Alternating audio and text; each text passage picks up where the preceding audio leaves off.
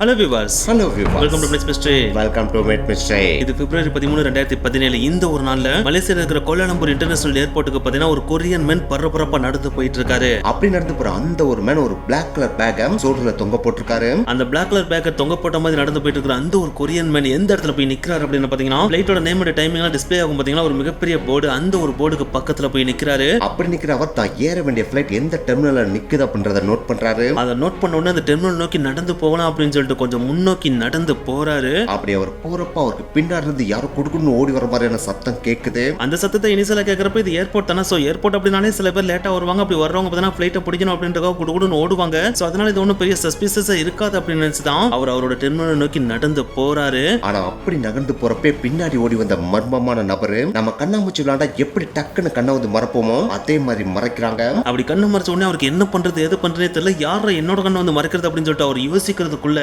இன்னும் 2 கைகள் அவரோட முகத்தை வந்து தட்டுவது. சோ அந்த ஒரு சிச்சுவேஷன்ல அவருக்கு என்ன நடக்குது அப்படின்றது சுத்தமா புரியவே இல்ல. உடனே தன்னுடைய கண்கள் அண்டு முகத்தை தடவுன கைகளை தன்னுடைய கைகளை வச்சு பிடிக்கிறாரு. அப்படி பிடிச்ச உடனே அவருடைய கண்கள் அண்டு முகத்தை தடவுன 2 பேருமே அவருக்கு முன்னாடி வந்து நிக்கிறாங்க. அப்படி நிக்கிற அந்த 2 பேருமே பாத்தீங்கன்னா யங் ஏஜ்ல, அதாவது 20 வயசுக்குள்ள இருக்கிற 2 பெண்மணிகளா இருக்காங்க. அந்த பொண்ணுங்களை யாருன்னே இவருக்கு சுத்தமா தெரியல. எதுக்கு இவங்க வந்து நம்ம கண்ணை பிடிச்சாங்கன்னு இவருக்கு புரியல. சோ அதனால அந்த 2 பேரை பார்த்து யார் நீங்க அப்படின்னு சொல்லிட்டு அவர் கேட்கிறாரு. அப்படி கேட்ட உடனே அந்த 2 பொண்ணுங்களும் ஐயோ நாங்க எங்களுக்கு தெரிஞ்சவங்க நினைச்சு உங்க கண்ணை பிடிச்சிட்டோம், விளையாட்டுக்காக பிடிச்சோம், சாரி தப்பா நினைச்சுக்கிறாங்க அப்படின்னு சொல்லிட்டு அங்க இருந்து குடுகுடுன்னு ஓடிடுறாங்க. இத பார்த்தனே அவரும் ஏதோ தெரியாம தான் பண்ணிட்டாங்க போல அப்படின்னு நினைச்சிட்டு அவர் அவருடைய டெர்மினல் நோக்கி நடந்து போறாரு. ஆனா அப்படி போறப்பதான் அவருக்கே தெரியுது அவருடைய முகத்துல ஆயில் மாதிரியான ஒரு லோஷன் தடவப்பட்டிருக்கு அப்படின்னு. சோ அந்த ஒரு லோஷன் என்னடா பிசு பிசு இருக்குன்னு சொல்லிட்டு அவரோட முகத்தை தொட்டு பாக்குறதுக்குள்ளேயே அவரோட முகத்துல சம்திங் எரிச்சல்கள் கிரியேட் ஆக ஆரம்பிக்குது. அவரோட கண்களும் பார்த்தா ஒரு மாதிரி இரிட்டேஷன் ஆக ஆரம்பிக்குது. சோ இந்த மாதிரி ஆக ஆரம்பிச்சோன்னே அவருக்கு ஒரு மாதிரி பதற்றம் கிரியேட் ஆக ஆரம்பிச்சிருது. உடனே அந்த ஏர்போர்ட்ல இருக்க செக்யூரிட்டிட்ட போயிட்டு 2 பொண்ணுங்க வந்து எதையோ என் முகத்துல தடவுனானுங்க,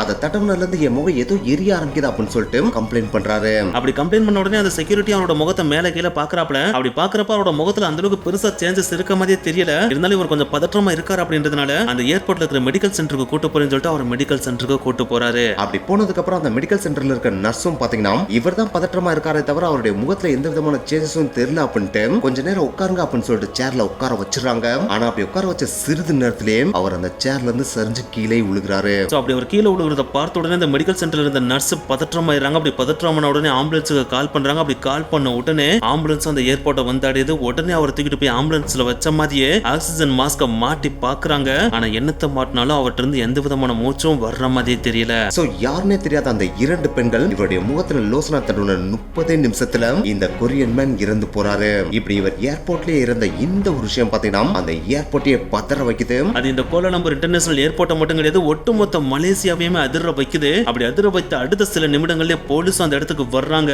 அப்படி வந்ததுக்கு அப்புறம் அவங்க கண்டுபிடிச்ச பல விஷயங்கள் இந்த ஒட்டுமொத்த உலகத்தையுமே அதிர வச்சுச்சு அப்படின்னு தான் சொல்லி ஆகணும். சோ அந்த ஒரு கொரியன் மேன் யாரு, அந்த 2 பெண்கள் எதுக்கு இந்த மேனை கொண்டாங்க அப்படின்ற ஒரு ரியல் இன்சிடென்ட் தான் இன்னைக்கு வீடியோல பார்க்க போறோம். இந்த வீடியோ உண்மையிலேயே செம்ம த்ரில்லிங்கா இருக்கும். சோ ஸ்கிப் பண்ணாம கடைசி வரைக்கும் வீடியோ பாருங்க. வாங்க வீடியோக்குள்ள போலாம். பார்க்க சேனலை சப்ஸ்கிரைப் பண்ணுங்க, சப்ஸ்கிரைப் பண்ணிட்டு போயிடலாம். கூட Facebook ஓட வாட்ஸ்அப் பேஜை ஃபாலோ பண்ணனும், ஃபாலோ பண்ணிக்கலாம். எஸ், இந்த கொரியன் மேன் இறந்துட்டாருன்னு தெரிஞ்சோனே போலீஸ் ஏர்போர்ட்டுக்கு வந்து அவர் ஷோல்டர்ல மாட்டிருந்த பிளாக் பேக் எடுத்து செக் பண்ணி பார்க்கறாங்க. அப்படி செக் பண்ணி பார்க்கறப்ப அதிர்ச்சியான 3 விஷயங்களை கண்டுபிடிக்கிறாங்க. ஏன்னா இவருடைய பாஸ்போர்ட்ல பாத்தீங்கன்னா இவருடைய நேம் கிம் சோல் அப்படின்னு இருக்கு. சோ இதுதான் இவருடைய உண்மையான நேமா இருக்கும் அப்படின்னு சொல்லிட்டு இவருடைய பேக்கை செக் பண்ணி பார்த்தா அந்த பேக்குள்ள கிட்டத்தட்ட 4 ஃபேக் பாஸ்போர்ட் இருக்கு. அந்த 4 ஃபேக் பாஸ்போர்ட்லயும் இவருடைய பேர் வேற வேற மாதிரி இருக்கு. ஆனா அந்த எல்லா பாஸ்போர்ட்லயும் இவருடைய ஃபேஸ் பாத்தீங்கன்னா ஒரே மாதிரி தான் இருக்கு. அண்ட் அந்த பேக்ல கண்டுபிடிச்ச 2வது அதிர்ச்சியான விஷயம் $1,00,000 மதிப்பு கொண்ட பணக்கட்டுகள். அதுக்கடுத்து 3வது இருந்த அதிர்ச்சியான விஷயம் 12 மருந்து குப்பிகள் கொண்ட ஒரு பெட்டி. சோ இந்த ஒரு மருந்து குப்பிகள் என்னன்னு அவங்களுக்கு சுத்தமா தெரியவே இல்ல. சோ உடனே இது என்னன்னு கண்டுபிடிக்க சொல்லி அனுப்பி விடுறாங்க.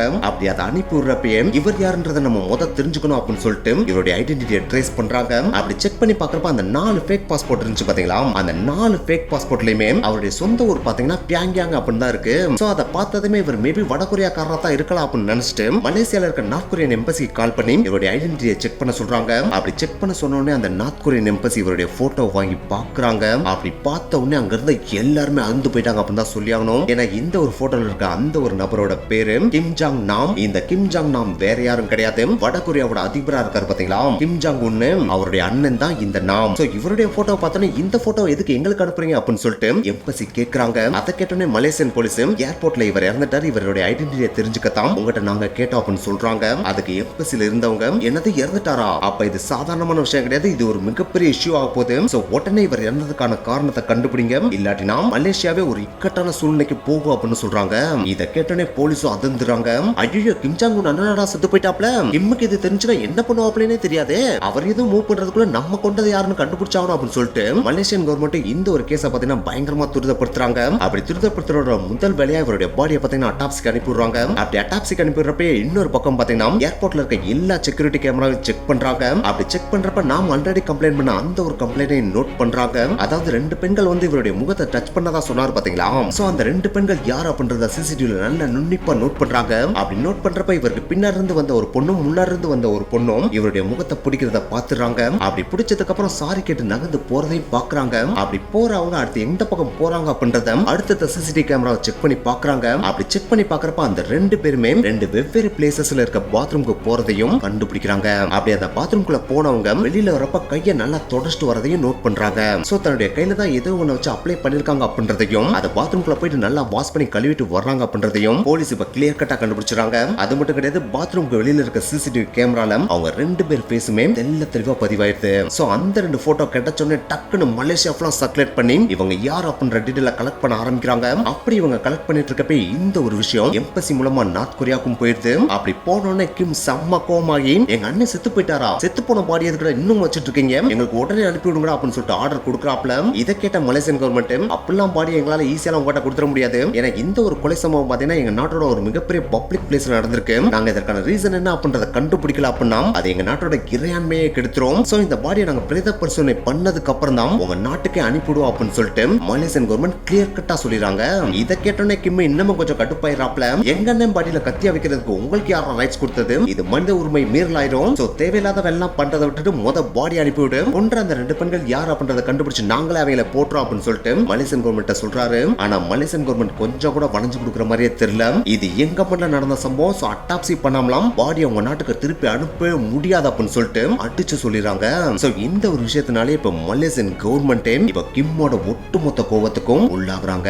ஆனா கிம்மெல்லாம் பார்த்தா வேலைக்காம நாலு பேர் நம்ம மக்கள் நம்ம மேல நம்பிக்கை வைக்கணும் அப்படின்னா இந்த ஒரு கேஸை நம்மளே எடுத்து சால்வ் பண்ணா மட்டும்தான் மக்களுக்கு நம்ம கவர்மெண்ட் மேல நம்பிக்கை வரும் அப்படின்னு சொல்லிட்டு மலேசியன் கவர்மெண்ட் அந்த பாடியை கம்ப்ளீட்டா அட்டாப்சி பண்ணி முடிக்கிறாங்க. அப்படி அட்டாப்சி பண்ணி முடிக்கிறப்ப இந்த டெத்துக்கு காரணமான ஒண்ணு VX அப்படின்ற மேன்மேட் கெமிக்கல்ஸ் அப்படின்றதையும் கண்டுபிடிச்சிடுறாங்க.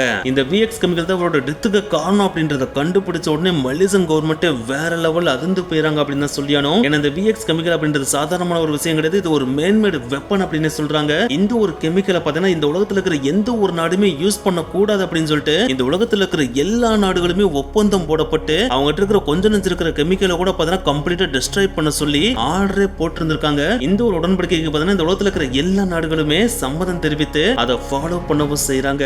ஏன் அமெரிக்கன் கவர்மெண்டே பார்த்தீங்கன்னா இந்த ஒரு உடன்படிக்கை போடுறதுக்கு முன்னாடி இந்த ஒரு VX கெமிக்கலை டன் கணக்குல வச்சிருந்தாங்களாம். ஆனா நீங்க இப்படி டன் கணக்குல இதை வச்சிருந்தீங்க அப்படின்னா இது ஒட்டுமொத்த மனித குலத்துக்குமே அழிவை கிரியேட் பண்ணிரும் அப்படின்னு சொல்லிட்டு அறிவுறுத்தினதுனாலேயே அமெரிக்கன் கவர்மெண்ட் இந்த டன் கணக்குல இந்த VX கெமிக்கலை ஒரு கப்பல்ல ஏத்திட்டு போய் அட்லாண்டிக் பெருங்கடலோட நடுக்கடல்ல வச்சு அந்த கப்பலை கம்ப்ளீட்டா மூழ்கடிச்சு அந்த கெமிக்கலை டெஸ்ட்ராய் பண்ணாங்களாம். அப்படி என்னடா இந்த ஒரு VX அப்படின்ற கெமிக்கல் இருக்கு, அது என்ன தர மனுஷனை பண்ணும் அப்படின்னு சொல்லிட்டு கேட்டீங்கன்னா இந்த VX கெமிக்கல் இருக்கிற ஒரு சின்ன டிராப் நம்ம மனிதர்களோட தோல்ல பட்டுச்சுன்னு வச்சுங்களேன், அது நர்வஸ் சிஸ்டத்தை போய் அஃபெக்ட் பண்ணிருமா. அப்படி அஃபெக்ட் பண்றப்ப அது என்னென்ன பண்ணும் அப்படின்னு பாத்தீங்கன்னா நம்ம பாடியில இருக்கிற மசில்ஸ்க்கும் பிரெயினுக்கு இடையில இருக்கிற கம்யூனிகேஷனை கம்ப்ளீட்டா கட் பண்ணி விட்டுருமா. ஏன் நம்ம உடம்புக்குள்ள இருக்கிற டயப்ராம் இருக்கு பாத்தீங்கன்னா, அது நுரையீரலுக்கு கீழே இருக்கும். அந்த ஒரு டயப்ராம் தான் பாத்தீங்கன்னா நம்ம நுரையீரலை உந்தி உந்தி தள்ளி நம்ம சுவாசிக்கிறதுக்கு ஹெல்ப் பண்ணவே செய்யும். அந்த ஒரு டயப்ராமையே இந்த ஒரு கெமிக்கல் பாத்தீங்கன்னா செயலிழக்க வச்சிருமா. சோ ஒன்ஸ் அது செயலிழந்துருச்சு அப்படினாலே நம்மளால மூச்சு விட முடியாது இல்லையா. சோ இந்த ஒரு பெயின் பாத்தீங்கன்னா ஒருத்தருக்கு வேற லெவல்ல வரும் அப்படின்னு சொல்றாங்க. அது மட்டும் கிடையாது, நம்ம மசிலுக்கும் பிரெயினுக்கு இடையில இருக்கிற கம்யூனிகேஷன் கம்ப்ளீட்டா கட் ஆயிருச்சு அப்படின்னா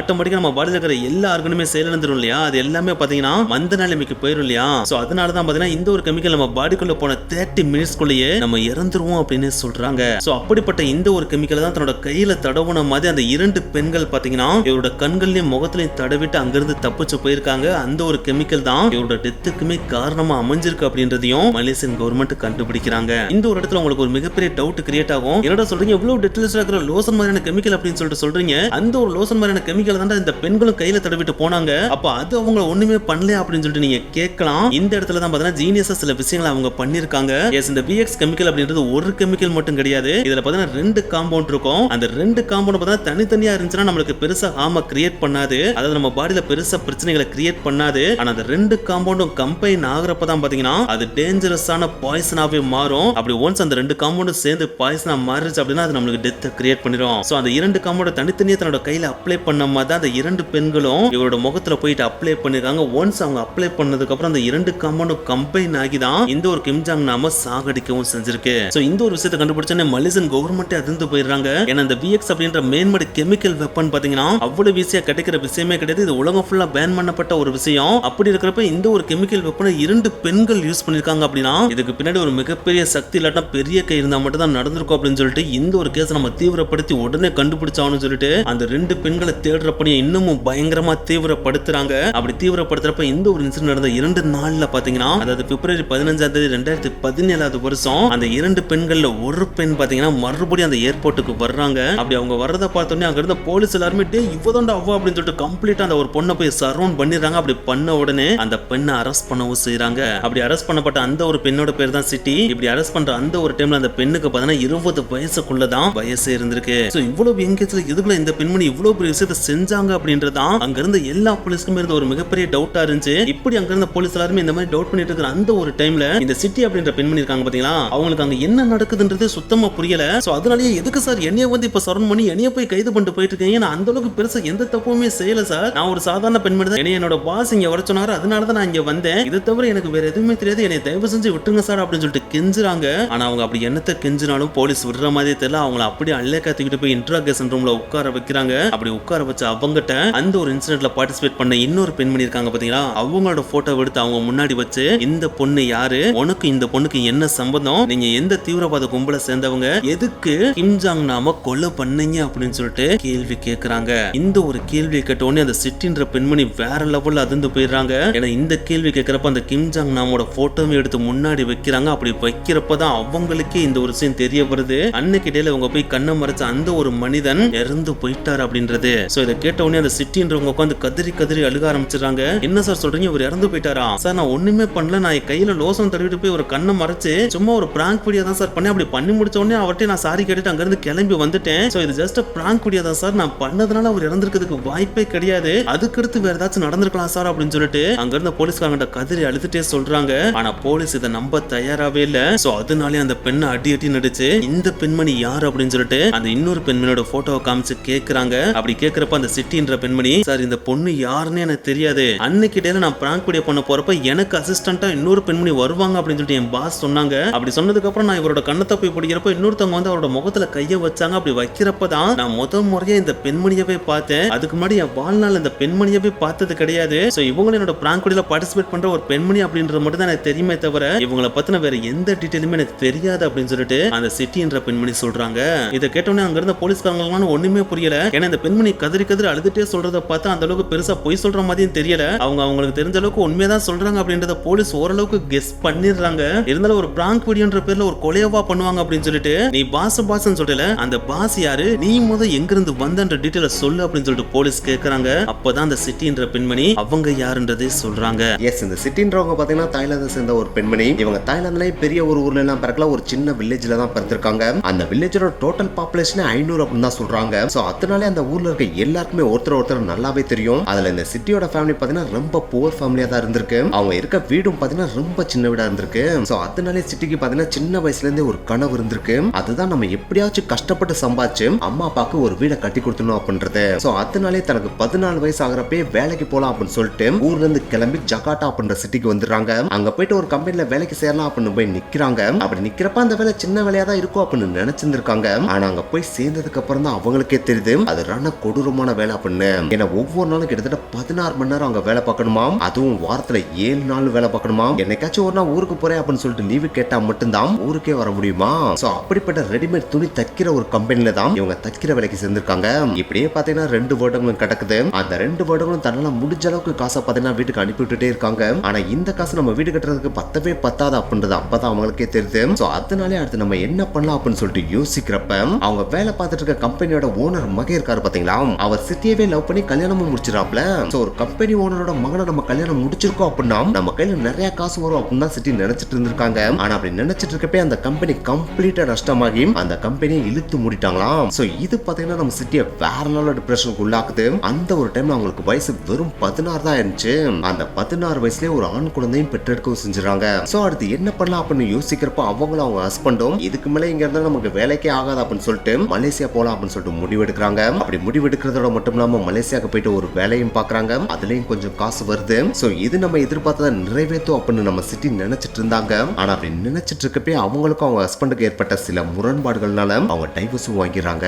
சோ அதனாலே சிட்டி மறுபடியும் பாத்தீங்கன்னா தாய்லாந்துல இருக்க தன்னுடைய வீட்டுக்கே திரும்பி வந்துடுறாங்க. ஆனா தாய்லாந்து வந்ததுக்கு அப்புறம் அந்த வில்லேஜ் லைஃப் பாத்தீங்கன்னா உங்களுக்கு சுத்தமா பிடிக்கவே இல்லை. ஏன்னா மலேசியால போய் சிட்டி லைஃப் வாழ்ந்துட்டு வந்தவங்க இல்லையா. சோ அதனாலே சிட்டி லைஃப்ல இருக்க ஆடம்பரமான விஷயங்கள் பொழுதுபோக்கு எல்லாமே உங்களுக்கு ரொம்பவே பிடிச்சிருந்துச்சு. அது மட்டும் கிடையாது, அங்க போனா ரொம்ப சம்பாதிக்க முடியும் அப்படின்றதும் அவங்களுக்கு நல்லாவே தெரிஞ்சிருந்துச்சு. சோ அதனாலே தன்னுடைய மகனை முன்னாள் கணவர்கிட்ட கொண்டு போய் விட்டுட்டு மலேசியால நம்ம போய் வேலை பார்க்கலாம் அப்படின்னு சொல்லிட்டு மலேசியாக்கே கிளம்பி போயிடுறாங்க.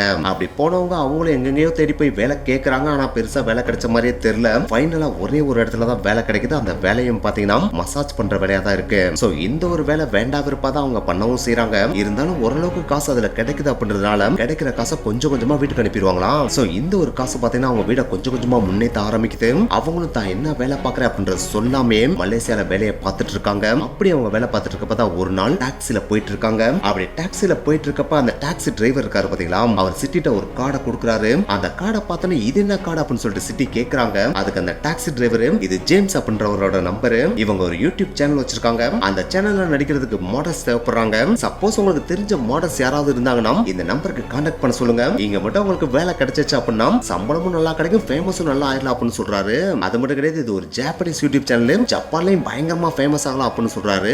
இதை கேட்டனே சிட்டிக்குனால வேற லெவல்ல எக்ஸைட்மெண்ட் ஆயிடுது. சோ அதனாலே எதுக்கு நம்ம இதை போய் வேற யார்ட்டையாவது கொடுக்கணும், நம்மளே டைரக்டா கான்டாக்ட் பண்ணுவோம் அப்படின்னு சொல்லிட்டு அந்த டாக்ஸில இறங்கின கொஞ்ச நேரத்திலேயே ஜேம்ஸுக்கு கால் பண்ணிடுறாங்க.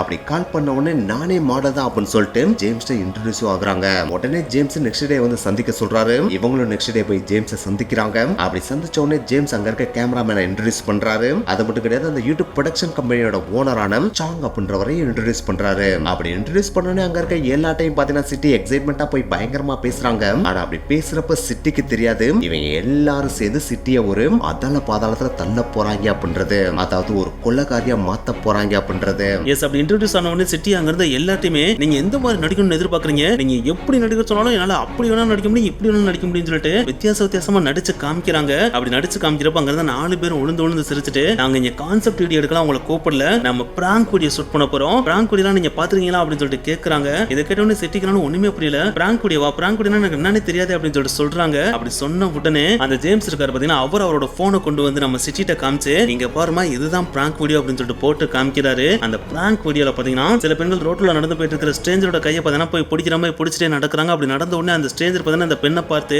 யார் நீங்க அப்படின்ற மாதிரி சாக்காய் கேட்கிறாரு. அப்படி கேட்ட உடனே அந்த பெண்மணி ஐயோ நீங்களா, நான் கூட என்னோட ஹஸ்பண்ட் நினைச்சு நான் பிடிச்சிட்டேன் அப்படின்னு சொல்லிட்டு சாரி சார்னு சொல்லிட்டு கேட்டு ஓடுறாங்க. அப்படி ஓடுறப்ப அந்த ஸ்ட்ரேஞ்சரோட ரியாக்ஷன் இருக்கு பாத்தீங்களா, அந்த ரியாக்ஷன் தான் நம்ம கேப்சர் பண்ண போறோம். இதுதான் பிராங்க் அப்படின்னு சொல்லிட்டு ஜேம்ஸ் சிட்டிட்ட சொல்றாரு. இதை சொன்ன உடனே சிட்டிக்குனாலும் பக்குன்னு ஆயிருது. என்னங்க சொல்றீங்க, நீங்க அவருக்கு அடையாளம் தெரியாது யாரோட கையோ போய் பிடிக்க சொல்றீங்க, அப்படி பிடிச்ச அவரோட சத்துன்னு அரைஞ்சு விட்டாருன்னா எனக்கு வலிக்குங்க, இந்த வேலை எனக்கு செட்டே ஆகாது, நான் இங்கிருந்து கிளம்புறேன் அப்படின்னு சொல்லிட்டு பதற்றத்தோட கிளம்ப போறாங்க. ஆனா அப்படி கிளம்பி போறப்ப மிஸ்டர் சாங் இருக்காரு பாத்தீங்கன்னா, அவர் சிட்டியை பார்த்து கிளம்பி போறதுனா போய்க்க, ஆனா நீ நடிக்கிற ஒவ்வொரு பிராங்க் வீடியோக்கும் நாங்க நூற்றுக்கணக்கான டாலர்ஸ் கொடுப்போம், ஏன்னா நீ அடி வாங்குறதையும் பொருட்படுத்தாம நடிக்க போற இல்லையா, அதனால உனக்கு நாங்க நிறைய காசு கொடுப்போம், அதுவும் வீடியோஸ் கூட அடுத்தடுத்த வீடியோ நீ நடிக்க நாங்க பேமெண்ட் இன்க்ரீஸ் பண்ணிட்டே இருப்போம் அப்படின்னு சொல்லிட்டு சிட்டிட்ட ஆசையை காமிக்கிறாரு. இந்த ஒரு விஷயத்தை கேட்டோன்னே சிட்டிக்கு கொஞ்சம் எக்ஸைட்மெண்ட் கிரியேட் ஆயிருது. என்ன சொல்றீங்க, காசு நிறைய கொடுப்பீங்களா அப்படின்னு சொல்லிட்டு கேக்குறாங்க. அதை கேட்ட உடனே மிஸ்டர் சாங் கண்டிப்பா காசு உனக்கு நிறைய கொடுப்போம், ஆனா நாங்க சொல்ற எல்லாத்தையும் கேட்கணும் அப்படின்னு சொல்லிட்டு சொல்றாரு. அப்படி சொன்ன உடனே சிட்டி என்ன நடந்தாலும் பரவாயில்ல உங்க பிராங்க் வீடியோல நான் தான் நடிக்கிறேன் அப்படின்னு சொல்லிட்டு உறுதியும் கொடுத்துறாங்க. அப்படி உறுதி கொடுக்குற அந்த ஒரு மாதம் எந்த மாதமா இருக்கு அப்படின்னு ஜனவரி மாதமா இருக்கு. அதாவது எக்ஸாக்டா சிட்டி கிம் ஜாங் உன்னோட அண்ணனை கொல்றதுக்கு 1 மாசத்துக்கு முன்னாடி தான் இந்த ஒரு கேங்கோட இன்ட்ரோடியூஸ் ஆகுறாங்க. அப்படி இன்ட்ரோடியூஸ் ஆனதுல இருந்தே பாத்தீங்கன்னா சிட்டி அந்த டீம் வேற லெவல்ல ட்ரெயின் பண்ண ஆரம்பிக்கிறாங்க. அதாவது பப்ளிக்ல போய் பிராங்க் பண்றதுக்கு எந்த மாதிரி ட்ரெயின் பண்ணுமோ அந்த மாதிரி ட்ரெயின் பண்றாங்க. அதோட முதல் கட்டமா சூப்பர் மார்க்கெட் கூட்டு போய் அங்க இருக்கிற ஸ்ட்ரேஞ்சர் ஒருத்தவங்களோட கண்ணை போய் நீங்க கண்ணாமூச்சாடுற மாதிரி பிடிங்க, அப்படி பிடிச்சோன்னா அவர் திரும்பி பார்த்தாரு அப்படின்னா தெரியாம பிடிச்சிட்டு அப்படின்னு சொல்லிட்டு ஓடுங்க, இதை மட்டும் தான் நம்ம இப்ப கேப்சர் பண்ண போறோம், நாங்க ஹிடன் கேமரா வச்சிருவோம், நீங்க போய் உங்க வேலையை ஆரம்பிங்க அப்படின்னு சொல்லிட்டு சொல்றாங்க. அப்படி சொல்றப்ப உங்களுக்கு ஒரு மாதிரி பதற்றம் கிரியேட் ஆகுது. இருந்தாலும் காசை பத்தி யோசிக்கிறப்ப இதெல்லாம் ஒரு மேட்டரா, சும்மா போய் கண்ணதான பிடிக்க போறோம் அப்படின்னு சொல்லிட்டு தைரியமா போயிட்டு தன்னோட ஃபர்ஸ்ட் பிராங்க் வீடியோவை பெர்ஃபெக்ட்டா பண்ணி முடிக்கிறாங்க. சோ இதை பார்த்த உடனே அந்த மிஸ்டர் சாங்கா இருந்தாலும் சரி, ஜேம்ஸா இருந்தாலும் சரி, கேமராமேனா இருந்தாலும் சரி, அவங்க எல்லாருக்குமே வேற லெவல்ல கான்ஃபிடென்ட் கிரியேட் ஆயிருது. இவ நம்ம வேலைக்கு கரெக்டான ஆள் அப்படின்றத முடிவும் பண்ணிடுறாங்க. அப்படி முடிவு பண்ண உடனே இவ்வளவு கொஞ்சம் கொஞ்சமா ட்ரெயின் பண்ணோம் அப்படின்னு சொல்லிட்டு அதுக்கடுத்து சூப்பர் மார்க்கெட்ல இருந்து மாலுக்கு கூட்டு போறாங்க. அப்படி மாலுக்கு கூட்டு போறப்ப இதுக்கு முன்னாடி நீ கண்ணை மட்டும் தானே போய் பிடிச்ச,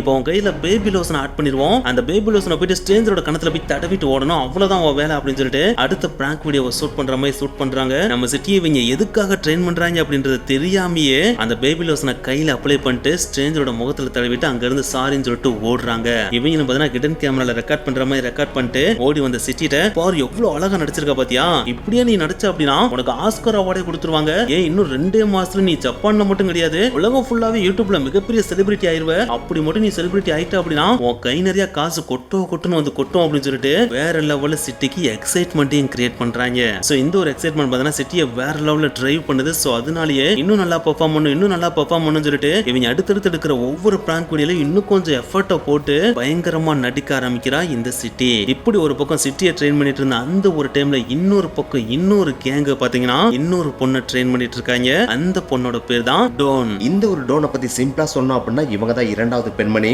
இவங்களுக்கும் வயசு பாத்தீங்கன்னா 18 வயசுக்குள்ளதான் ஆகுது. இவங்க வியட்நாமை சேர்ந்த பெண்மணி. இவங்க சின்ன வயசுல இருந்து நல்லா படிக்கிற ஒரு கேரக்டர். அவங்க அப்பாவோட சின்ன பிள்ளையும் கூட. சோ நல்லா படிப்பாங்க இல்லையா, அதனாலே ஸ்கூல்ல முடிச்சுட்டு காலேஜும் முடிச்சிடறாங்க. காலேஜ் முடிச்சுட்டு வேலைக்கு போலாம் அப்படின்னு சொல்லிட்டு வேலையை தேடுறப்பதான் இவங்களுக்கு ஒரு வேலையும் கிடைக்க மாட்டேங்குது. சோ வேற வழியே இல்லாம ஒரு கிளப்ல போயிட்டு டேபிள் வெயிட்ரஸ் வேலைக்கும் ஜாயின் பண்றாங்க. அப்படி ஜாயின் பண்றப்பதான் அங்க இருந்த எல்லாருமே நீங்க ரொம்ப அழகா இருக்கீங்க, நீங்க ஏன் மாடலிங்க்கு ட்ரை பண்ணக்கூடாது அப்படின்னு சொல்லிட்டு உசுப்பேத்தி விடுறாங்க. அப்படி உசுப்பேத்தி விட்டனே இவங்களும் பாத்தீங்கன்னா அப்பக்கப்ப மாடலிங் போட்டோ ஷூட் அப்படின்ற பேர்ல மாடலிங் போட்டோ ஷூட்டும் பண்ண ஆரம்பிக்கிறாங்க. அப்படி இவங்க மாடலிங் போட்டோ ஷூட் பண்றப்பதான் மிஸ்டர் ஒய் அப்படின்றவரு இன்ட்ரோடியூஸ் ஆகுறாரு. இப்படி இன்ட்ரோடியூஸ் ஆகுற இவருக்கு வயசு பாத்தீங்கன்னா வெறும் 20 வயசு ஆகுது. சோ அதனாலே இவரை பார்த்தோன்னே டோனுக்கு ரொம்ப பிடிச்சு போயிடுது. மிஸ்டர் ஒய்யும் பாத்தீங்கன்னா டோன்ட்ட ரொம்ப க்ளோஸா பழக ஆரம்பிக்கிறாப்ல. இதுவே அவங்க 2 பேருக்கு இடையில லவ் மாதிரி கிரியேட் ஆகுது. அப்படி லவ் மாதிரி கிரியேட் ஆகுற அந்த ஒரு டைம்ல தான் மிஸ்டர் ஒய் டோன்ட்ட ஒரு விஷயத்தை சொல்றாப்ல. அதுதான் எனக்கு தெரிஞ்சவங்க ஜப்பான்ல ஒரு யூடியூப் சேனல் வச்சிருக்காங்க, அதுல பிராங்க் வீடியோ எல்லாம் ஷூட் பண்றாங்க, அதுல மட்டும் நீ நடிச்சேன்னு வச்சுக்கே வேற லெவல்ல ஃபேமஸ் ஆயிடலாம், அப்படி ஃபேமஸ் ஆனேன்னா நீ ஹீரோயினா கூட ஆகலாம் அப்படின்னு சொல்லிட்டு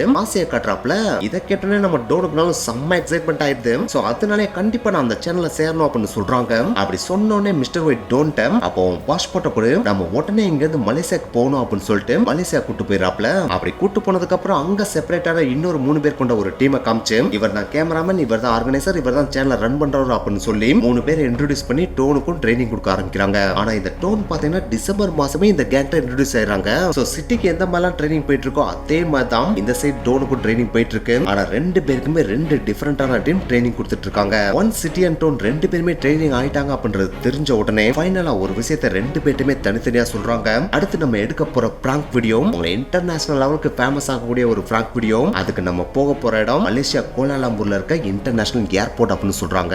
சோ இதை கேட்டோன்னே சிட்டியா இருந்தாலும் சரி டோனா இருந்தாலும் சரி 2 பேரும் வேற லெவல்ல எக்ஸைட்மெண்ட் ஆயிராங்க. ஃபைனலா அந்த டேட் வருது, அதாவது பிப்ரவரி 13, 2017 வருஷமும் வருது. அந்த ஒரு நாள்ல சிட்டியோட கேங் பாத்தீங்கன்னா தனியா ஒரு இடத்துல கூட்டு போய் உட்கார வைக்கிறாங்க. இன்னொரு பக்கம் டோனோட கேங் தனியா கூட்டு போய் உட்கார வைக்கிறாங்க. சோ அவங்க 2 பேருக்குமே தனித்தனியான இன்ஸ்ட்ரக்ஷன் கொடுக்கப்படுது. நீங்க பண்ண போற பிராங்க் வீடியோ எப்பயும் போல பண்ற பிராங்க் வீடியோ தான், ஆனா இதுல வித்தியாசமா பேபி லோஷனுக்கு பதிலா வேற லோஷன் கொடுப்போம். அந்த லோஷன் கொஞ்சம் பிசுபிசுப்பா இருக்கும், அதே நேரத்துல ஸ்லைம் மாதிரி இருக்கும். சோ சிட்டி நீ என்ன பண்ற, நாங்க காட்டுற டார்கெட்டோட கண்ணை போய் மூடுற மாதிரி இந்த லோஷனை அப்ளை பண்ணும் அப்படின்னு சொல்றாங்க.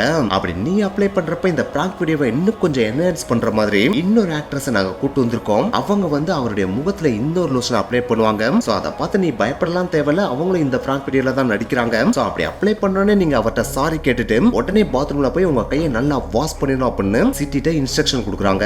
சிட்டிட்ட கொடுக்குற இதே இன்ஸ்ட்ரக்ஷனை தான் அந்த கேங் டோன்ட்ட கொடுக்குறாங்க. சோ டைமும் டிக்கிங் ஆகுது. கிம் ஜாங் நாமும் ஏர்போர்ட்டுக்கு வராரு. அப்படி வந்ததுக்கு அப்புறம் சிட்டிக்கு அவங்களுடைய கேங் சிக்னல் கொடுக்குறாங்க, டோனுக்கு அவளுடைய கேங் சிக்னல் கொடுக்குறாங்க. அப்படி கொடுத்ததுக்கு அப்புறம் 2 பேரும் நாம நோக்கி போறாங்க. அதாவது சிட்டி நாமுக்கு பின்னாடி கூடி வர்றாங்க, டோன் நாமுக்கு முன்னாடி கூடி வர்றாங்க. அதுக்கப்புறம் ஃபர்ஸ்ட் சொன்ன இன்சிடென்ட் அப்படியே நடக்குது. சோ இந்த மாதிரி தன்னுடைய லைஃப்ல நடந்த இன்சிடென்ட்டை இப்ப சிட்டி போலீஸ்ட்ட சொல்லி முடிக்கிறாங்க. இத சொல்லி முடிக்கிற அந்த ஒரு டைம்ல டோனை வியட்நாம்லயே போய் போலீஸ் அரெஸ்ட் பண்ணவும் செஞ்சுறாங்க. அப்படி அரெஸ்ட் பண்ணதுக்கு அப்புறம் இவங்க கண்டுபிடிச்ச சில விஷயங்கள் பாத்தீங்கன்னா மலேசியாவை மட்டும் கிடையாது உலகத்தையே ஒரு குலுக்குச்சுன்னு தான் சொல்லி ஆகணும். எஸ் டோனை வியட்நாம்ல இருக்க அவங்களோட வீட்டுல போயிட்டு அரெஸ்ட் பண்றப்ப டோனுக்கும் சுத்தமா ஒண்ணுமே புரியல. ஒருவேளை பிராங்க் வீடியோ இங்கே வந்து எடுக்க ஆரம்பிச்சிட்டாங்கன்னு சொல்லிட்டு போலீஸை பார்த்து என்ன பிராங்க் வீடியோ பண்றீங்களா அப்படின்னு சொல்லிட்டு கேட்டிருக்காங்க. அதை கேட்டோன்னே போலீஸ் செம்ம காண்டாகி இவ்வளவு பெரிய மர்டர் பண்ணிட்டு நீ என்ன பிராங்க் வீடியோ சொல்லிட்டு இருக்க அப்படின்னு சொல்லிட்டு அவங்களை அல்லே கத்திட்டு வந்து மலேசியன் ஜெயில அடைச்சிடுறாங்க. அப்படி டோனு ஜெயிலுக்குள்ள போட்ட அந்த ஒரு செல்லுக்குள்ள தான் பாத்தீங்கன்னா சிட்டியும் இருக்காங்க. சோ அந்த சிட்டியை பார்த்தோன்னே டோன் மறுபடியும் ஓ நீயும் இங்க தான் இருக்கியா, அப்ப இந்த ஹோல் செட்டப்பா மறுபடியும் பிராங்க் வீடியோ தான் எடுக்கிறீங்களா அப்படின்னு சொல்லிட்டு டோன் கேட்டிருக்கா. இதை கேட்ட உடனே சிட்டி அவ பாசையில என்னத்தையும் சொல்றானா, அவ சொல்றது பார்த்தீங்கன்னா டோனுக்கும் புரியல, டோன் சொல்றது பார்த்தீங்கன்னா சிட்டிக்கும் புரியல. ஏன்னா டோன் எங்க இருந்து வந்திருக்காங்க, வியட்நாம்ல இருந்து வந்திருக்காங்க இல்லையா, ஆனா நம்ம சிட்டி எங்க இருந்து வந்திருக்காங்க, தாய்லாந்துல இருந்து வந்திருக்காங்க இல்லையா. சோ அவங்க 2 பேரோட லாங்குவேஜுமே வேற வேற லாங்குவேஜ். அவங்க பேசுற லாங்குவேஜ் ரெண்டு பேருக்குமே சுத்தமா புரியவே இல்ல. இன்பிட்வீன்ல அவங்க பேசுற இங்கிலீஷ் வேர்ட்ஸ் மாதிரி அவங்க ரெண்டு பேருக்கு இடையில கம்யூனிகேஷனாவே இருக்கு. சோ இந்த ஒரு விஷயத்தை தான் போலீஸ் அந்த இடத்துல பார்த்தா வினோதமா பாக்குறாங்க. ஏன்னா ரெண்டு பேரும் பார்த்தா ஒருத்தருக்கு ஒருத்தர் பேசுறதும் புரியல, ரெண்டு பேரும் வேற ஒரு இடத்துல இருந்து வேற வந்திருக்காங்க. அப்படி இருக்கிறப்ப இவங்க ரெண்டு பேரும் ஆபரேட் பண்ண அந்த ரெண்டு கேங்கு யாருன்றதை நம்ம கண்டுபிடிச்சு ஆகணும் அப்படின்னு சொல்லிட்டு இவங்கள பத்தின டீடைல்ஸ் அண்ட் இவங்களோட போட்டோ ஏதாச்சும் வச்சிருக்கீங்களான்னு சொல்லிட்டு சிட்டி அண்ட் டோன்ட் கேக்குறப்ப சிட்டி தன்னோட போனை போலீஸ்காரங்களை எடுத்துட்டு வர சொல்றாங்க. போலீஸ்காரங்க அந்த போனை எடுத்துட்டு வர்றாங்க. நான் இந்த கேங் இன்ட்ரோடியூஸ் ஆனதுல இருந்து இந்த கேங் கூட நடிச்ச எல்லா விஷயங்களுமே வீடியோவா ரெக்கார்ட் பண்ணி வச்சிருக்கேன். அதை நான் என்னோட ஓன் ரெஃபரன்ஸுக்காக ரெக்கார்ட் பண்ணி வச்சேன். ஆனா இது எவிடன்ஸாவே அமையும் அப்படின்றது எனக்கு தெரியவே தெரியாது அப்படின்னு சொல்லிட்டு அந்த போன்ல இருக்க வீடியோஸை பார்க்க சொல்றாங்க. போலீஸ் அந்த வீடியோஸை பாக்குறாங்க. அப்படி பாக்குறப்ப இவங்க ஃபர்ஸ்ட் இன்ட்ரோடியூஸ் ஆன ஜேம்ஸ் இருக்காரு பாத்தீங்களா, அவரோட போட்டோல இருந்து மிஸ்டர் சாங்ல இருந்து எல்லாரோட போட்டோவுமே அந்த போன்ல இருக்கு. அது மட்டும் கிடையாது, அவங்க கூட நடிச்ச வீடியோஸும் அதுல இருக்கு. சோ அதை பார்த்த உடனே அவங்களோட போட்டோஸை பிரிண்ட் பண்ணி அவங்களோட ஐடென்டிட்டியை ட்ரேஸ் பண்ண சொல்றாங்க. அப்படி ட்ரேஸ் பண்ணி பாக்குறப்ப இவங்க சொன்னதுபடி கண்டுபிடிச்ச அந்த 4 பேரோட ஐடென்டிட்டியுமே பாத்தீங்கன்னா நார்த் கொரியாவை சேர்ந்தவங்களா இருக்காங்க. அது இவங்க மட்டும் கிடையாது, ட்ரோனை ட்ரெயின் பண்ண 4 பேரும் பாத்தீங்கன்னா நார்த் கொரியாவை சேர்ந்தவங்களா தான் இருக்காங்க. சோ இந்த ஒரு விஷயத்தை பார்த்த உடனே தான் வேற லெவல்ல மலேசியன் கவர்மெண்ட் அதிர்ந்து போயிடுறாங்க. சோ நார்த் கொரியாவை சேர்ந்த 8 உளவாளிகள் தான் இந்த 2 இன்னசென்ட்டான பெண்மணிகளை ட்ரெயின் பண்ணி இவ்வளவு வேலைகளை பண்ண வச்சிருக்காங்க. அப்படின்னா இந்த நார்த் கொரியன் உளவாளிகளுக்கு ஹெட்டா இருந்தது யாரா இருந்திருப்பா? கண்டிப்பா கிம் ஜாங் உன்னா தானே இருந்திருப்பாப்ல. சோ கிம் ஜாங் உன்னோட அண்ணனான கிம் ஜாங் நாம போட சொன்னதே கிம் ஜாங் ஒன் தான் அப்படின்றத அப்பதான் மலேசியன் கவர்மெண்ட் அண்டர்ஸ்டாண்ட் பண்றாங்க. இதை கண்டுபிடிச்சோன்னா அந்த 8 ஸ்பைஸ் நம்ம உடனே அரெஸ்ட் பண்ணலாமா அப்படின்னு சொல்லிட்டு மலேசியன் கவர்மெண்ட் மூவ் பண்ணலாமான்னு சொல்லிட்டு யோசிக்கிறாங்க. ஆனா அப்படி யோசிக்கிறதுக்குள்ளே கிம் ஜாங் ஒன்ட்ட இருந்து ஒரு போன் கால் வருது. அந்த ஒரு போன் கால்ல நாங்க சொல்றதை மீறி நீங்க அட்டாப்சி பண்ணீங்க ஓகே, ஆனா அந்த அட்டாப்சி பண்ண அந்த ஒரு ரிப்போர்ட்டை நீங்க அப்படியே வெளியிடக்கூடாது. அதற்கு மாறா நீங்க நேச்சுரல் டெத் மாதிரி ரிப்போர்ட் வெளியிடணும். அது மட்டும் கிடையாது, என் அண்ணனோட பாடி அடுத்த பிளைட்ல வடகொரியாக்கு வந்து சேர்ந்துருக்கணும். அப்படி வந்து சேர்ற அந்த ஒரு டைம்ல அந்த பிளைட்ல இன்னொரு 4 பேர் வருவாங்க. அந்த 4 பேர் எங்க நாட்டை சேர்ந்தவங்களா இருப்பாங்க. அவங்களை நீங்க அரெஸ்ட் பண்ணவே கூடாது அப்படின்னு சொல்லிட்டு சிவியரா வார்னிங் கொடுக்கறாரு. இந்த ஒரு விஷயத்தை கேட்டோன்னே மலேசியன் கவர்மெண்ட்டும் எதுக்கு வம்ப தேவலாம நம்ம விலை கொடுத்து வாங்கணும், அவன் அண்ணனையே இவ்வளவு அசால்ட்டா போட்டு தள்ளுறாங்க அப்படின்னா நம்ம பண்ற சின்ன விஷயத்தோட அவங்க பெரிய விஷயமா மாத்தி என்ன வேணாலும் நம்ம நாட்டை பண்றதுக்கு ரெடியா இருப்பாங்க. சோ அவங்க சொல்றது அப்படியே கேட்டுருவோம் அப்படின்னு சொல்லிட்டு அவங்க அண்ணனோட பாடி அடுத்த பிளைட்ல அனுப்பி விடுறாங்க. அப்படி அனுப்பி விடுற அந்த பாடி கூடயே அந்த 8 பேர்ல அந்த 4 ஸ்பைஸையும் அனுப்பி விட்டுறாங்க. இவங்க இந்த மாதிரி அனுப்பிவிட்டதுக்கு ஒரு முக்கியமான காரணமா இருந்துச்சு. ஏன்னா இவங்க இந்த மாதிரி அவங்க சொல்றதை கேட்கல அப்படின்னா மலேசியாவை சேர்ந்த சில டூரிஸ்ட் பார்த்தீங்கன்னா நார்த் கொரியால இருந்தாங்க. அவங்க எல்லாருமே பார்த்தீங்கன்னா நார்த் கொரியன் கவர்மெண்ட் பிடிச்சி வச்சிட்டாங்க. நாங்க சொல்ற மாதிரி நீங்க கேட்டு அனுப்பி விடல அப்படின்னா இவங்களை எங்க நாட்டுல இருந்து அனுப்பி விட முடியாது. இவங்களுக்கு அடுத்து என்ன நடக்கும்ன்றதுக்கும் நாங்க கேரண்டி கொடுக்க முடியாது அப்படின்னும் கிம் ஜாங் உன் வார்ன் பண்ணிருக்காப்ல. சோ தன்னோட நாட்டு மக்களோட நலனை கருத்துல கொண்டுதான் மலேசியன் கவர்மெண்ட் இவ்வளவு பெரிய விஷயத்தையே முடிவு பண்ணாங்க. சோ ஒன்ஸ் நாமோட பாடி அந்த 4 ஸ்பைஸும் நார்த் கொரியாவை அடைஞ்சதுக்கு அப்புறம் தான் மலேசியாவை சேர்ந்த டூரிஸ்ட் எல்லாத்தையுமே மறுபடியும் மலேசியாக்கே அனுப்பி விட்டாங்களாம். சரி அதெல்லாம் ஓகே, 8 ஸ்பேஸ்ல 4 பேர் தான் அனுப்புறாங்க, மிச்ச 4 பேர் எங்கடா அப்படின்னு சொல்லிட்டு நீங்க கேட்கலாம். அந்த மிச்சம் இருக்கிற 4 ஸ்பேஸ் இருக்காங்க பார்த்தீங்கன்னா அவங்க இந்த ஒரு இன்சிடென்ட் நடந்த உடனே, அதாவது நாம கொலை பண்ண அடுத்த பிளைட்லயே மலேசியால இருந்து கிளம்பி நார்த் கொரியாவுக்கு போயிட்டாங்களாம். அதாவது இந்த ஒரு இன்சிடென்ட் பெருசா வெடிக்கிறதுக்கு முன்னாடியே அவங்க அங்க இருந்து நார்த் கொரியாவுக்கு கிளம்பி போயிட்டதா சொல்லப்படுது. சரி அதெல்லாம் ஓகே, எதுக்கு கிம் ஜாங் உன்னே தன்னோட சொந்த அண்ணனை கொல்லணும் அப்படின்றதான் இங்க இருக்கிற ஒரு மிகப்பெரிய கேள்வியா இருக்கு இல்லையா? சோ இதற்கான கேள்வியை நம்ம அனலைஸ் பண்ணி பார்த்தோம் அப்படின்னா அதுக்கு பின்னாடி ஒரு மிகப்பெரிய ஹிஸ்டரியே இருக்கு. அந்த ஒரு விஷயமும் இந்த உலகத்தை அதிர வைக்குது அப்படின்னு தான் சொல்லியானோ. எஸ், கிம் ஜாங் உன்னோட அப்பா தான் கிம் ஜாங் இல். இந்த கிம் ஜாங் இல் பாத்தீங்கன்னா ஒரு பயங்கரமான பிளே பாயா இருந்திருக்காப்ல. ஏன்னா அவர் அபிஷியலா ஒரே ஒரு ஒய்ஃபை தான் வச்சிருந்திருக்காப்ல. ஆனா அந்த ஒரு ஒய்ஃபை தாண்டி மிஸ்ட்ரஸ் அப்படின்ற பேர்ல எக்கச்சக்க பேரை ஒய்ஃபா வச்சிருந்திருக்காப்ல. சோ அப்படி மிஸ்ட்ரஸா வச்சிருந்தவங்கள ஒருத்தவங்களுக்கு பிறந்தவர் தான் கிம் ஜாங் உன்னு. இதே மாதிரி தான் இன்னொரு மிஸ்ட்ரஸ்க்கு பிறந்தவர் தான் இந்த கிம் ஜாங் நாமோ. ஆனா கிம் ஜாங் உன்னோட கிம் ஜாங் நாம் பாத்தீங்கன்னா வயசுல மூத்தவர். சோ அதன்படி பார்த்தோம்னா நார்த் கொரியால இன்னமும் மன்னராட்சி தான் நடந்துட்டு இருக்கு. அதாவது அங்க மக்களாட்சி எல்லாம் கிடையாது. மக்கள் எல்லாரும் ஓட்டு போட்டு அதிபரை சூஸ் பண்ணலாம் முடியாது. அதற்கு மாறா பரம்பரையாம் ஒரே பிளட் லைன்ல இருக்கவங்க தான் அதிபர் ஆக முடியும் இல்லையா? சோ அதன்படி பார்த்தோம்னா கிம் ஜாங் இல்லுக்கு அப்புறம் யார் அதிபர் ஆக முடியும்? அவருடைய பிளட் லைன்ல மூத்தவரா இருக்கவர் தான் அதிபர் ஆக முடியும். சோ அப்படி பாக்குறப்ப இங்க மூத்தவரா இருக்கவர் யாரு? கிம் ஜாங் நாம் தானே. ஆனா கிம் ஜாங் நாமோட அம்மா பாத்தீங்கன்னா ஒரு ஆக்ட்ரஸா இருந்திருக்காங்க. சோ அதனாலே அவங்க சின்ன வயசுல இருந்தே கிம் ஜாங் நாம ஒரு அதிபர் ஆகணும் அப்படின்லாம் வளர்க்கவே இல்ல. தன்னுடைய மகன் லைஃபை என்ஜாய் பண்ணும் அப்படின்ற மாதிரி தான் வளர்க்கவே செஞ்சிருக்காங்க. ஆனா இதுக்கு அப்படியே ஆப்போசிட்டா கிம் ஜாங் உன்னோட அம்மா இருக்காங்க பாத்தீங்களா, அவங்க தன்னுடைய மகனை சின்ன வயசுல இருந்தே அரசன் அப்படின்னு சொல்லி தான் வளர்க்கவே செஞ்சிருக்காங்க. சோ நீ நம்ம நாட்டோட அதிபர் ஆகிறதுக்காக என்ன வேணாலும் செய்ய தயாரா இருக்கணும் அப்படின்னு சொல்லி தான் சின்ன வயசுல இருந்தே வளர்த்திருக்காங்க. சோ அதனாலே கிம் ஜாங் உன் தான் அதிபர் ஆகிறதுக்காக என்ன வேணாலும் செய்யறதுக்கு ரெடியா இருந்தான். அதற்கான பயங்கரமான ஒரு இன்சிடென்ட் தான் அவங்க மாமாவோட கொலை. எஸ், கிம் ஜாங் இல்ல இருந்ததுக்கு அப்புறம் கிம் ஜாங் உன் அதிபர் ஆயிராப்ல. ஆனா என்னத்தை தான் கிம் ஜாங் உன் அதிபர் ஆனாலும் அவரை விட இன்னொருத்தருக்கு தான் மக்கள் மத்தியில செல்வாக்கு அதிகமா இருந்துச்சு. அவர் தான் இவருடைய சொந்த மாமா. எஸ், அவரும் பாத்தீங்கன்னா இவங்களுடைய பிளட் லைன்ல தான் வருவாப்ல. அது மட்டும் கிடையாது, அவர் கவர்மெண்ட்டுக்காக 20 வருஷம் கிம் ஜாங் இலோட ஒர்க் பண்ண எக்ஸ்பீரியன்ஸும் இருக்கு. சோ அதனாலே கிம் ஜாங் இலோட மாமா தான் அடுத்த அதிபர் ஆகணும் அப்படின்னு சொல்லிட்டு மக்கள் எல்லாருமே நினைச்சிட்டு இருந்தாங்க. அது மட்டும் கிடையாது, இப்ப கிம் ஜாங் உனுக்கு கைட் பண்றதே அவர் தான் அப்படின்னு சொல்லிட்டு மக்களும் சொல்லிட்டு இருந்திருக்காங்க. சோ இத பார்த்தா கிம் ஜாங் செம்ம கடுப்பாயிராப்ல. ஏன்னா நம்ம இங்க இவ்வளவு வேலையை பார்த்தா நம்மளோட ஃபேமஸ் அவனுக்கு தான் அளவுக்கு அதிகமாயிட்டு இருக்கு, இதை இப்படியே விட்டா நம்ம டம்மி ஆயிரும் அப்படின்னு சொல்லிட்டு அவங்க மாமாவோட 2 க்ளோசஸ்ட் அட்வைசரை பப்ளிக் முன்னாடி நிப்பாட்டி வச்சு எக்கச்சக்கமான புல்லட் வெளியில வர ஏர் கன்னை வச்சு சுட்டு கொன்றாப்ல. அதாவது பீஸா சுட்டு கொன்றாப்ல. அப்படி சுட்டு கொண்டோன்னே அவங்க மாமாக்கு நல்லாவே தெரிஞ்சிருது இவருடைய அடுத்த டார்கெட்டே நம்ம தான் பண்றது. அப்படி அவர் எதிர்பார்த்த மாதிரி அடுத்த 10 நாள்ல இவர் தேச துரோகி, இவர் நம்ம நாட்டோட ரகசியத்தெல்லாம் அடுத்த நாட்டுக்கு சொல்றாரு அப்படின்னு சொல்லி அவரையும் கூட்டு வந்து பப்ளிக்ல நிப்பாட்டி வச்சு ஏர் கன்னை வச்சு அவருடைய உடம்ப குண்டுகளால தொலைச்சிராப்ல. சோ இந்த ஒரு இன்சிடென்ட் அவருடைய பிளட் லைன்ல வேற ஏதாவது ஆண் மகன்கள் இருந்தாலுமே அவங்களுக்கு அதிபர் ஆகணும் அப்படின்ற ஆசையம் வேரோட அறுத்து தெரிஞ்சிருச்சு. அதுல ஒருத்தர் தான் நம்ம கிம் ஜாங் நாமு. சோ அவர் பார்த்தீங்கன்னா எதுக்கு இவன் கூட போய் தேவையில்லாம ஒம்ப வச்சுக்கிட்டு அப்படின்னு சொல்லிட்டு ஒரு நாடா ஜாலியா சுத்த ஆரம்பிச்சிடாப்ல. ஆனா அப்படி சுத்துறதும் பாத்தீங்கன்னா நம்ம கிம் ஜாங் உனக்கு சுத்தமா பிடிக்கல. ஏன்னா கிம் ஜாங் உனக்கு வெஸ்டர்ன் கல்ச்சரே சுத்தமா பிடிக்காது இல்லையா. ஆனா கிம் ஜாங் நாம் பாத்தீங்கன்னா எக்கச்சக்கமான வெஸ்டர்ன் கல்ச்சரை ஃபாலோ பண்ற மாதிரியான விஷயங்களை கிம் ஜாங் நோட் பண்ணியிருந்திருக்காப்ல. சோ அதனாலே இவனுக்கு ஒரு பாயாசத்தை போட்டலாம் அப்படின்னு சொல்லிட்டு முடிவும் பண்ணிடுறாப்ல. ஆனா அப்படி முடிவு பண்ணோன்னே டைரக்டா ஒரு அட்டாக் பண்ணி கொண்டோம் அப்படின்னா மக்கள் மத்தியில் நம்மளுக்கு இருக்கிற செல்வாக்கு கொஞ்சம் கம்மியாயிரும் அப்படின்னு சொல்லிட்டு முதல் கிம் ஜாங் நம்மோட பேரை நம்ம நாட்டு மக்கள் மத்தியில கெடுக்கணும் அப்படின்றதுக்காக ஒரு பிளான போடுறாப்ல. அதுதான் இவருக்கு ஜப்பான்ல இருக்கிற டிஸ்னிலாண்டுக்கு டிக்கெட்டை போட்டு கொடுக்குற மாதிரி டிக்கெட்டை போட்டு கொடுத்து பேக்கான ஒரு பாஸ்போர்ட்டை போட்டு கொடுத்து நீ போய் ஊர் சுத்திட்டு வா அப்படின்ற மாதிரி அனுப்பி விட்டுறாங்க. இவரும் அதை நம்பிட்டு தன்னோட மகனை கூப்பிட்டு ஜப்பான்ல இருக்கிற டிஸ்னிலாண்டுக்கு கிளம்பி போயிடுறாப்ல. ஆனா அப்படி போறப்ப அங்க இருக்கிற ஏர்போர்ட்ல பார்த்தா அவரோட பாஸ்போர்ட்டை வாங்கி செக் பண்ற மாதிரி செக் பண்ணி இவரோட பாஸ்போர்ட் பேக்கான பாஸ்போர்ட் அப்படின்றத கண்டுபிடிக்கிற மாதிரி கண்டுபிடிக்கவும் வச்சிருக்காங்க.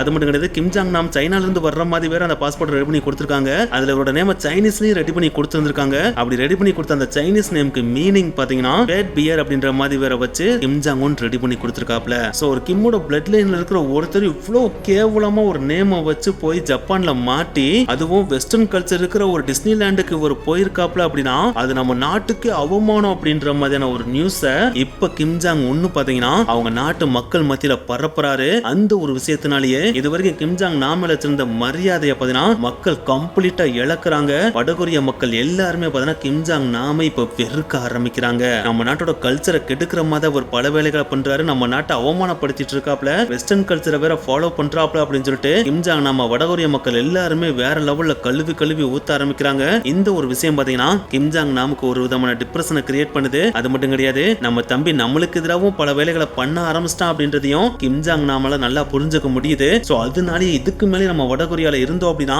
அது நமக்கு மட்டும் கிடையாது, நம்ம ஃபேமிலிக்குமே ரொம்ப டேஞ்சர் அப்படின்னு சொல்லிட்டு உடனே வடகொரியால இருந்து கிளம்பி பக்கத்துல இருக்கிற சீனா இருக்கு பாத்தீங்களா, அந்த சீனால இருக்கிற மெக்காவுக்கு கிளம்பி போயிடுறாப்ல. அப்படி கிளம்பி போறவர் தன்னோட ஃபேமிலியும் கூட்டு போய் அங்கேயே செட்டில் ஆகிற மாதிரி அங்கேயே கைட் ஆகி தங்கிட்டு இருக்காப்ல. ஆனா என்னத்த அவர் கைட் ஆகி சீனால தங்கி இருந்தாலும் அங்கேயும் கிம் ஜாங் பாத்தீங்கன்னா எக்கச்சக்கமான கொடுத்தல கொடுத்திருக்காப்ல. சோ அதனாலே கிம் ஜாங் நாமே ஒன் டைம் பாத்தீங்கன்னா கிம் ஜாங் ஒன்ட்ட ஒரு லெட்டர் எழுதிருக்காப்ல. அந்த லெட்டர்ல நான் உன்ட்ட உயிர் பிச்சை கேட்கிறேன், தயவு செஞ்சு எங்களை உயிர் வாழ விட்டு என்னையும் என் குடும்பத்தையும் தயவு செஞ்சு கொன்றாத அப்படின்னு சொல்லிட்டு கெஞ்சவும் செஞ்சிருக்காப்ல. ஆனா என்னத்த கெஞ்சினாலும் கிம் ஜாங் ஒன்னு கிம் ஜாங் நாம விடுற மாதிரியே தெரியல. அவரும் முடிஞ்ச அளவுக்கு சீனால கிம் ஜாங் நாம போட்டு தள்ளலாம் சொல்லிட்டு எக்கச்சக்க தடவை ஸ்கெட்சை போட்டு பார்த்திருக்காப்ல. ஆனா சீனாக்குள்ள போயிட்டு அவரால் எந்த ஒரு விஷயத்தையும் பண்ண முடியல. சோ அதனாலே எப்படா உன போடலாம்னு சொல்லிட்டு வெயிட் பண்ணிட்டு இருந்த அந்த ஒரு டைம்ல தான் கிம் ஜாங் நாம் பாத்தீங்கன்னா சில வேலைகளுக்காக மலேசியாவுக்கு போயிருந்திருக்காப்ல. அந்த மலேசியால பாத்தீங்கன்னா நார்த் கொரியாக்குன்னு தனியா எம்பசியே இருக்கு. சோ அந்த ஒரு விஷயத்தை யூஸ் பண்ணி தான் சில ஸ்பைஸ் பாத்தீங்கன்னா கிம் ஜாங் ஒன்னு மலேசியால இறக்கி பக்காவா பிளான் போட்டு கிம் ஜாங் நம்மோட ஷெட்யூல் எல்லாத்தையுமே கெட் பண்ணி இவன் எந்த டேட்ல இந்த ஒரு ஏர்போர்ட்டுக்கு வருவான் அப்படின்ற எல்லா டீட்டெயிலும் நுணுக்கமா நோட் பண்ணி அதற்கேற்ற மாதிரி 2 பொண்ணுங்களையும் சூஸ் பண்ணி அவங்களுக்கு பக்காவா ட்ரைனிங் கொடுத்து இந்த VX அப்படின்ற மேன்மேடு கெமிக்கல் வெப்பனை இந்த கிம் ஜாங் நாமேல தடவை வச்சு கிம் ஜாங் உன் பெர்ஃபெக்ட்டா தன்னோட அண்ணனையே கொலையும் பண்ணிடுறாரு. இந்த மாதிரி கொலை பண்றது ஒரு ஹோட்டல் ரூம்குள்ள வச்சு கூட அவங்க அண்ணனை கொலை பண்ணிருக்கலாம். ஆனா அப்படி பண்ணாம இவர் இன்டர்நேஷனல் ஏர்போர்ட்டை சூஸ் பண்ணி கொலை பண்ணதுக்கு ஒரு முக்கியமான ரீசன் இருக்கு அப்படின்னு எக்கச்சக்க பேர் சொல்றாங்க. அதுல முக்கியமான ரீசனே கிம் ஜாங் நாம் அவர் இறக்குறதுக்கு சில மாதங்களுக்கு முன்னாடியில இருந்து CIA கூட கொஞ்சம் ஒர்க் பண்ண ஆரம்பிச்சிருந்திருக்காப்ல. அதாவது அமெரிக்காவோட CIA இருக்கு பாத்தீங்களா, அது கூட ஒர்க் பண்ண ஆரம்பிச்சிருக்காப்ல. அவங்க கிட்ட நார்த் கொரியா பத்தின சில விஷயங்களை சொன்னதாகவும் சொல்லப்படுது. இந்த ஒரு இன்ஃபர்மேஷன் கிம் ஜாங் உன்னுக்கும் தெரிஞ்சிருது. சோ இதுக்கு மேலே தன்னோட அண்ணனை பிடிய விட்டோம் அப்படின்னா அது நம்ம நாட்டை பத்தின எக்கச்சக்கமான ரகசியங்களை வெளியில கொண்டு போற மாதிரி ஆயிரும். சோ அதனால இவனை உடனே தீர்த்து கட்டணும் அப்படின்னு சொல்லிட்டு முடிவு பண்ணிருக்காப்ல. அப்படி முடிவு பண்ணதுக்கு அப்புறம் நம்ம பண்ற இந்த ஒரு மர்டர் CIAக்கே ஒரு எச்சரிக்கையா இருக்கணும். நார்த் கொரியாவோட இன்ஃபர்மேஷனை தெப்ட் பண்ண நினைக்கிறவன் எவனா இருந்தாலும் சரி, அவன் இந்த உலகத்துல எந்த ஒரு மூல முக்குல இருந்தாலும் சரி, அவன் எந்த பப்ளிக் பிளேஸ்ல இருந்தாலும் சரி,